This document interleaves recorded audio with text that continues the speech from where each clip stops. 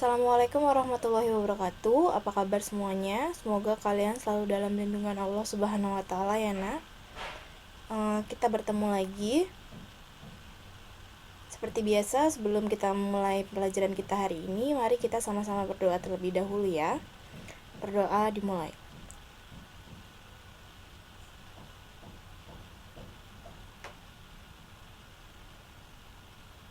Berdoa selesai.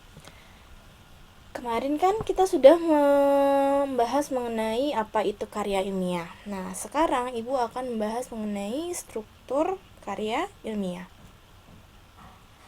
Sebelumnya kita punya quotes dari Andrea Hirata. Kalau kau datang untuk belajar dengan tersenyum, ilmu akan menyambutmu dengan tertawa.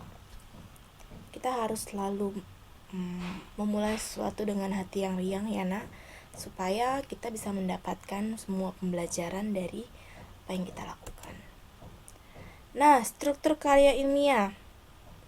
Karya ilmiah ini sejatinya sudah ada strukturnya tersendiri, sudah ada bentuknya tersendiri. Kita hanya perlu mengikuti bentuk yang sudah ditetapkan ya, Nak. Biasanya untuk masing-masing universitas atau tempat, mereka punya patokannya masing-masing. Kita harus mengikuti patokan yang dibuat oleh masing-masing tempat. Nah, Ibu di sini akan menjelaskan secara garis besar saja ya, seperti apa sih struktur dari teks dari karya ilmiah. Yang pertama kan kita punya judul ya. Nah, judul di dalam karya ilmiah, judul itu mengandung mencerminkan hubungan antara variabel. Judul juga mencerminkan konsisten dengan ruang lingkup, tujuan, subjek, dan metode penelitian. Jadi ada banyak hal yang bisa kita temukan di dalam judul.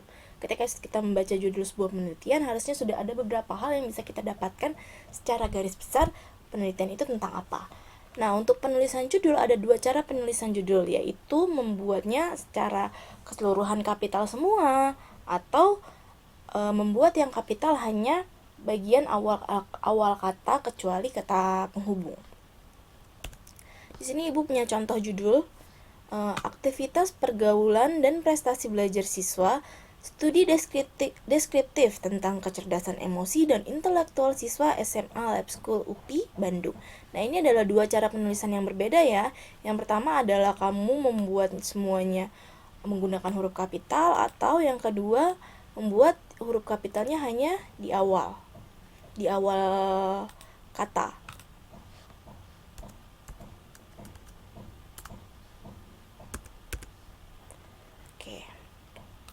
Nah, dari judul tadi ada beberapa hal yang bisa kita temukan. Yang pertama, masalah yang diteliti. Masalah yang diteliti dari penelitian itu adalah aktivitas pergaulan dan prestasi belajar siswa. Kedua, ruang lingkupnya. Ruang lingkupnya adalah kecerdasan emosi dan intelektual siswa. Yang ketiga, tujuan penelitiannya. Tujuannya adalah untuk mengetahui ada atau tidaknya hubungan antara aktivitas pergaulan dengan prestasi belajar.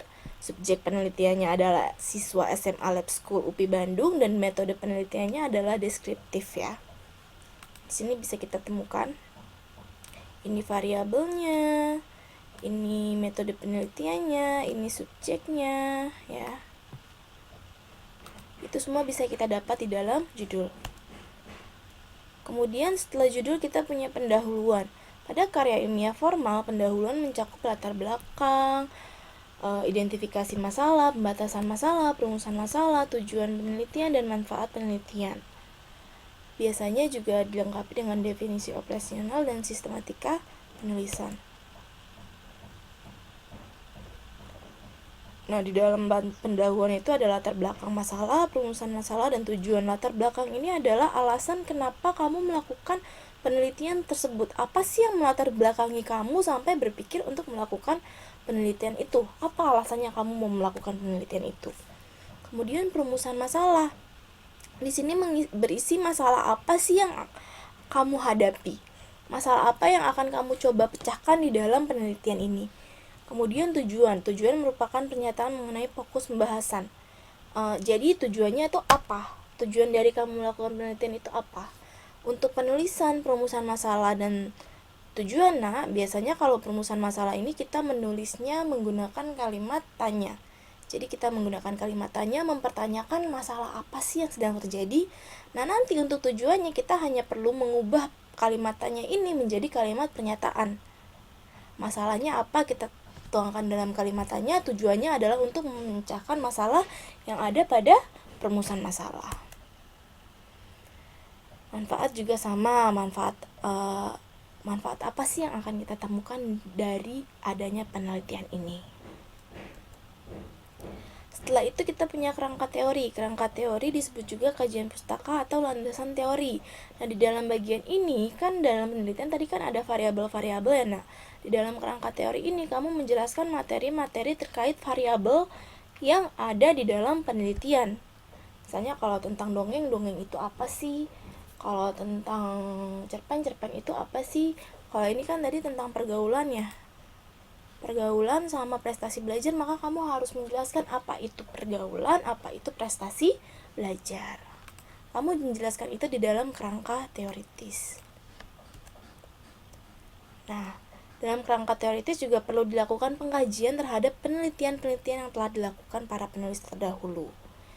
Jadi kan penelitian itu banyak ya, nak. Bisa jadi apa yang kamu teliti itu dulu sudah pernah ada yang meneliti, bisa sama atau bisa jadi mendekati. Nah, yang mendekati ini akan bisa kamu jadikan bahan atau patokan yang kamu masukkan ke dalam penelitian kamu. Nah, isi kerangka teoritis itu ada kajian teori, ada hipotesis, ada penelitian yang relevan. Kajian teori ini tadi adalah penjabaran terkait variabel-variabel yang ada di dalam penelitian. Hipotesisnya itu adalah perkiraan seperti apa sih jawaban yang akan kamu temukan nanti, perkiraan jawaban. Kemudian penelitian yang relevan itu adalah penelitian terdahulu yang pernah dilakukan, kamu masukkan ke dalam penelitian kamu itu untuk bahan referensi.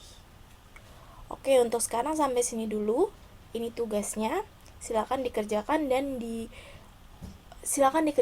dikumpulkan langsung ke e-learning kita ya, nak. Oke, sebelum Ibu tutup, di sini Ibu ingin memberikan contoh karya ilmiah ya, nak. Ini adalah contoh skripsi karya ilmiah. Ini judulnya tadi, penulisannya adalah semuanya menggunakan huruf kapital. Ini karya ilmiah di UIN ya. Kemudian kita punya halaman pengesahan ya, karena dia sifatnya formal, maka dia membutuhkan banyak surat-surat ya, nak. Bentuk pengesahan bukti bahwa si peneliti sudah melakukan penelitian tersebut, bahwa apa yang dia tulis di dalam penelitian ini adalah hasil dari kerjanya dia. Nah, di sini ada abstrak. Abstrak itu adalah ringkasan dari penelitian ya, gambaran secara umum mulai dari pendahuluannya, masalahnya, kenapa kamu melakukan penelitian ini, metode penelitiannya nanti seperti apa, kemudian hasil dari penelitiannya dirangkum ya menjadi sebuah abstrak. Ini yang bahasa Indonesianya, kemudian diterjemahkan ke dalam bahasa Inggris. Oke, ada kata pengantar. Nah, ini adalah daftar isi, susunan secara garis besar dari sebuah karya ilmiah ya.